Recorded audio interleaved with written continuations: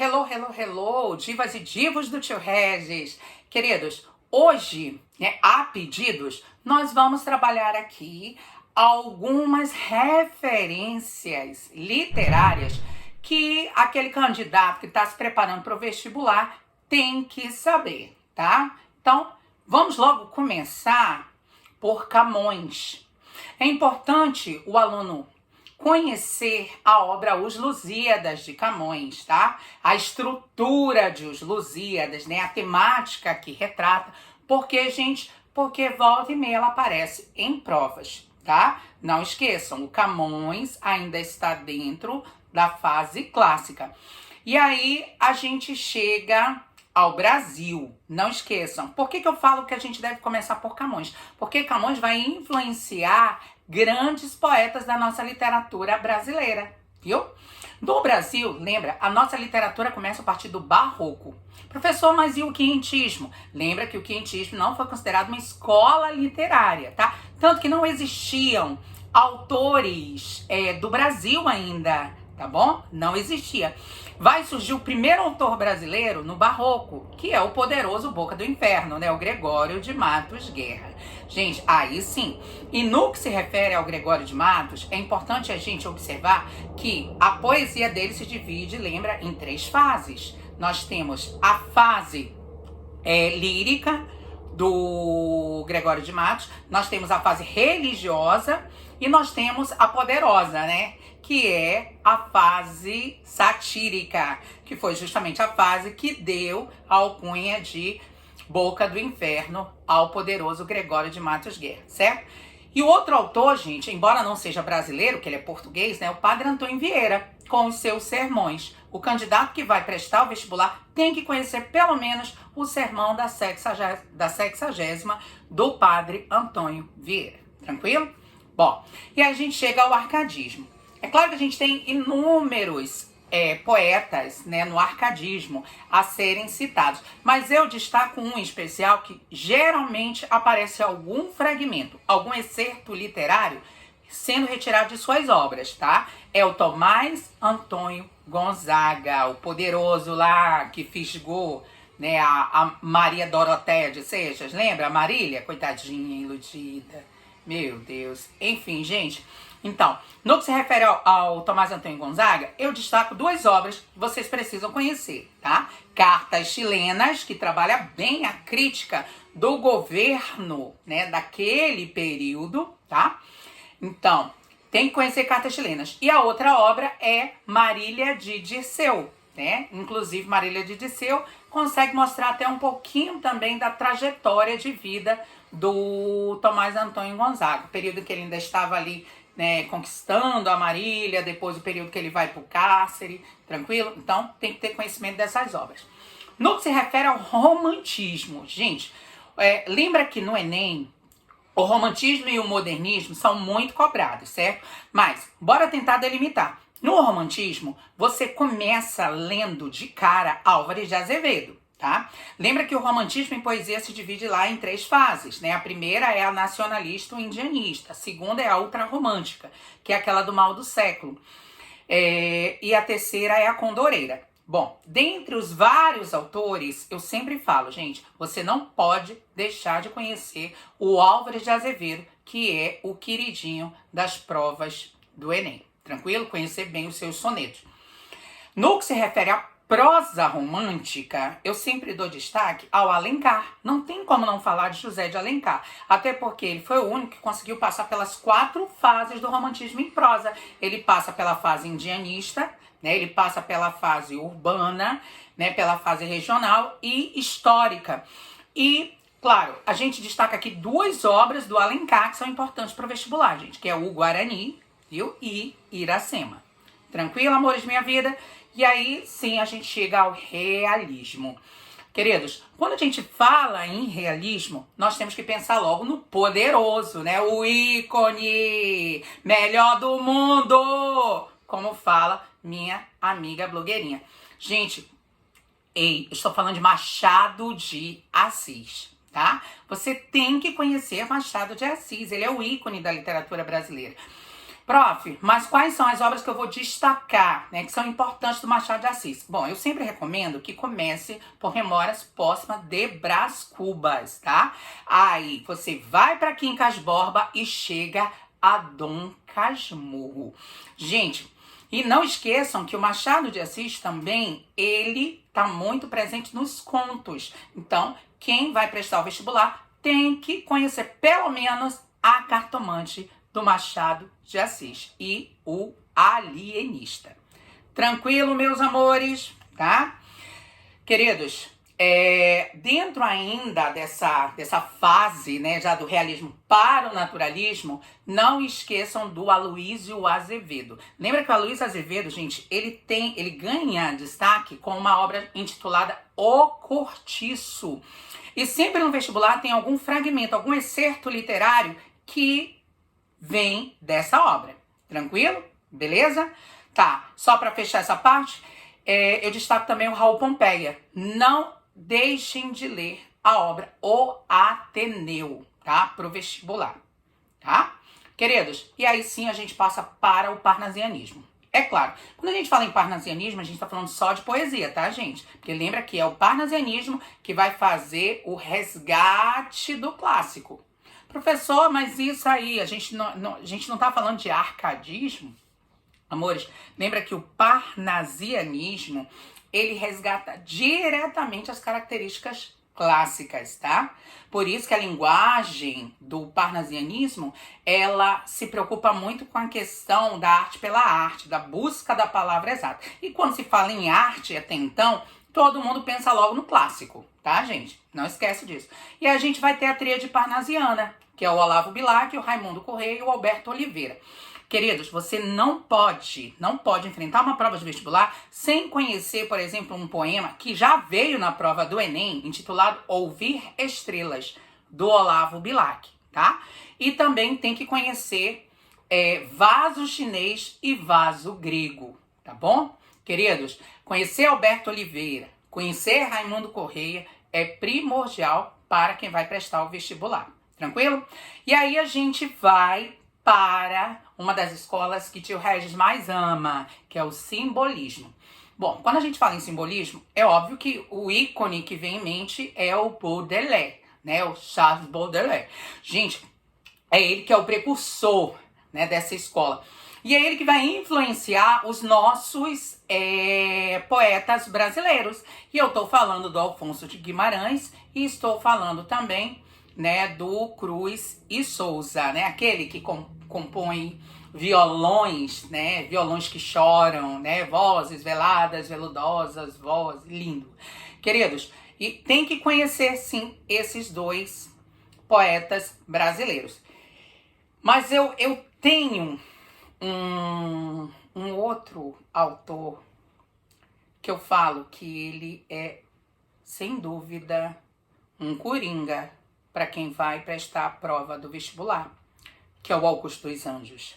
Gente, Augusto dos Anjos escreveu uma única obra, né, que é a obra ainda é intitulada Eu, viu? Só que o Augusto dos Anjos, por que ele é importante? Por que ele é um coringa? Porque a obra dele vai reunir características parnasianas, tá? Vai reunir características do simbolismo, não esqueçam disso, mas ele se enquadra no pré-modernismo por conta da idade, tá? É como se fosse assim, sabe aquele novo com mente de velho? É mais ou menos isso.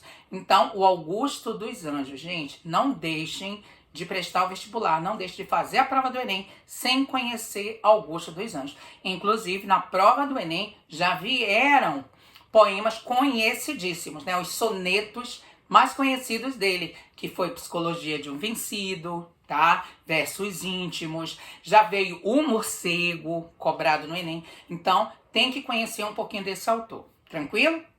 E esse que a gente chega ao pré-modernismo. Lembra que assim como o quentismo, gente, o pré-modernismo não foi considerado uma escola literária, tá? O pré-modernismo, ele vem para preparar as pessoas, né, para essa ruptura. Até então, porque todo mundo ainda estava muito atrelado ao clássico. Lembra que eu já falei sobre isso? Lá no pré-modernismo, a gente vai dar destaque ao Monteiro Lobato, ao Lima Barreto, né? Graça Aranha, tá? São autores importantes.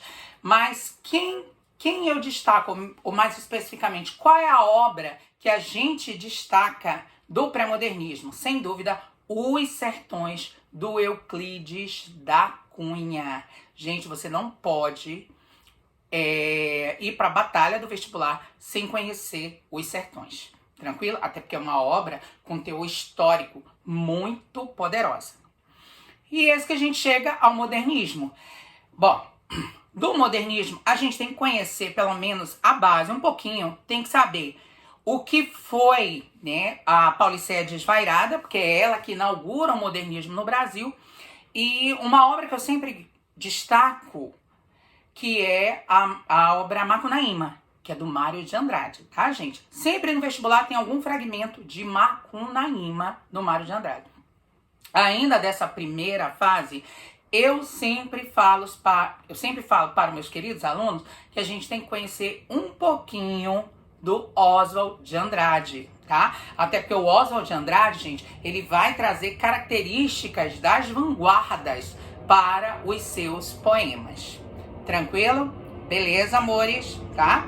E o outro autor é o Manuel Bandeira, que também está nessa primeira fase aí, direitinho lá. Lembra lá do pneumotórax, tá? Lembra direitinho? Lembra do poema O Bicho, né? Que é O Bicho. Ridículo, enfim.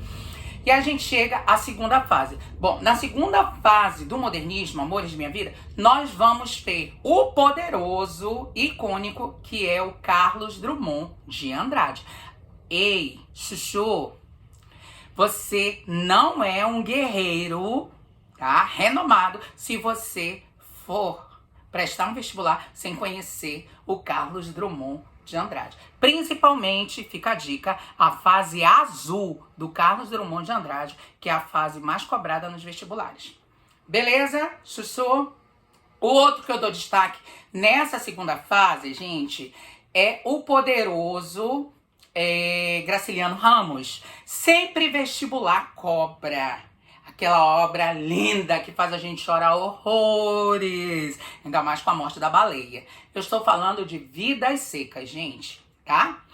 E também na mesma veia temática, a gente vai ter a obra O 15, que é da Raquel de Queiroz, também dessa fase. E um terceiro autor que eu destaco é o Jorge Amado. O legal é que o Jorge Amado a gente conhece mais por conta das novelas brasileiras, né? Como, por exemplo, Tieta do Agreste. Tieta é uma obra do Jorge Amado. Então, você tem que conhecer pelo menos um pouquinho de Capitãs da Areia, né? Conhecer um pouco da obra do Jorge Amado, que é Dona Flor e seus dois maridos, viu? Então, é isso, gente. Começa por aí. E a gente chega ao modernismo da terceira fase. Quando a gente fala em modernismo de terceira fase, a gente está falando logo de cara da poderosa, reconhecidíssima, que é Clarice Lispector. Aquela mulher que aos 13 anos já lia Nietzsche. Idealiza, gente. Tio Regis aqui aos 13 anos tava lendo ainda gibi. Acorda, Chuchu. Então, assim, Clarice Lispector, você tem que conhecer, né, a obra que mais aparece nos vestibulares, que foi a última obra, na verdade, né, a penúltima, que ela escreveu em vida, que foi a obra que conta a história da coitadinha da Macabeia, tá? Estou falando da Hora da Estrela, viu? E também aconselho que vocês leiam Laços de Família, tá? Que é uma obra da Clarice Lispector em contos, tranquilo? Guimarães Rosa, você tem, guerreiro, você tem que conhecer Guimarães Rosa, as características da obra roseana. E eu destaco a obra Sagarana, que é uma obra também em contos que volta e meia aparece nos vestibulares, tá? E Grande Sertão Veredas, tá? E um poeta dessa fase, que eu costumo falar que o aluno também tem que conhecer, porque volta e meia aparece em vestibulares, é o Ferreira Goulart, gente. Que inclusive foi um dos últimos poetas que nos deixou, tá? Não faz tanto tempo assim. Então, Ferreira Goulart é importante, sim. É aquele lá do preço do feijão não cabe no poema, não sei se vocês recordam, tá? Então, assim, gente, Se eu tenho um conhecimento básico dessas, dessas obras, desses autores renomados, eu vou, de certa forma, me dar bem na prova do Enem. Não deixando de dar destaque à literatura de Milton Atum, que muita gente fala que o Milton Atum é amazonense, né? Ah, é uma literatura amazonense. Hoje já é uma literatura brasileira, gente. Desculpa, que ganhou muito destaque, né? E Milton Atum, a gente tá falando de Dois Irmãos, tá? A gente tá falando da obra Cinzas do Norte, que são obras que ganharam muito destaque do Milton. O outro autor é o Márcio Souza, e a gente destaca Galvez, o Imperador do Acre, tranquilo? E o Tiago de Mello, que é esse poeta maravilhoso, que inclusive está aí completando 95 anos de idade, né, no ano de 2021. Idealiza, gente. E de Tiago de Mello, a gente destaca os Estatutos do Homem, muito presente em vestibulares, e também De Uma Vez por Todas. Tranquilo? Gente, para fechar assim com chave de ouro, até porque a gente já tá quase estourando nosso tempo, um pouquinho de literatura africana em língua portuguesa. Quando a gente fala em literatura africana em língua portuguesa, é óbvio que a gente vai destacar Mia Couto, esse magnífico, né? É só você pegar, por exemplo, e ler Os Fios da Miçanga, né? Que é a obra dele. Ou então a obra mais consagrada do Mia Couto, que é a Confissão da Leoa, tranquilo? Então, gente, conhecer um pouquinho de Mia Couto, até porque a prosa da literatura africana em língua portuguesa é uma prosa muito poética, é muito rica, tá bom? Não esqueçam de dar uma olhada ali, uma estudada em o autor, que inclusive veio na prova do Enem 2020, José Saramago. Tem que conhecer um pouquinho de José Saramago, tá? Que é português. Junto com Fernando Pessoa, hein? Olha, eu passei o Fernando Pessoa, nem percebi, gente. 1000 perdões pela fé. Leiam Fernando Pessoa. Conheçam pelo menos a obra dele, Mensagem, tá? Que é a obra principal. Volta.